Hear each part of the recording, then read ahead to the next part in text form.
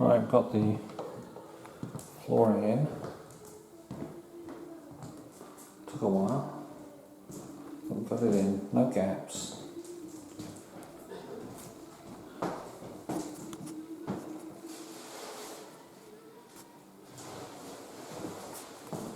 And we've got a bit going into the cupboard here.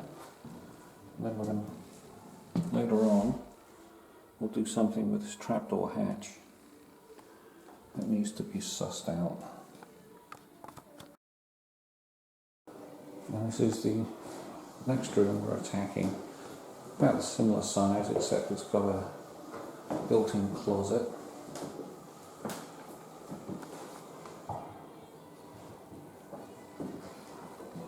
But it's very similar.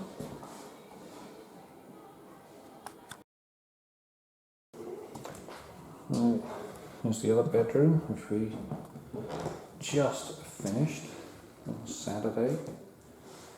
Just starting on Tuesday, was it? Monday. It's all a blur. These were fun, doing these. And for this one, I have to drill a hole under, because there's a pin underneath that. So we have to drill a hole. We have to relieve some of the wood so that that bracket would fit back in the right space. Yeah, it was just a ton of fun. I've got to put the heaters back on. And somebody else is coming in to do the baseboards. And the one last thing we're doing is putting the T-molding on. That's going to look just like the one over here. And we'll be done. A little afternoon project of using scrap pieces of Cortec in this closet, which has a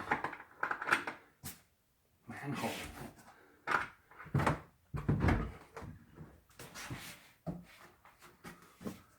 So now you can actually lift it without using a crowbar. Some nasty coloured sand down there.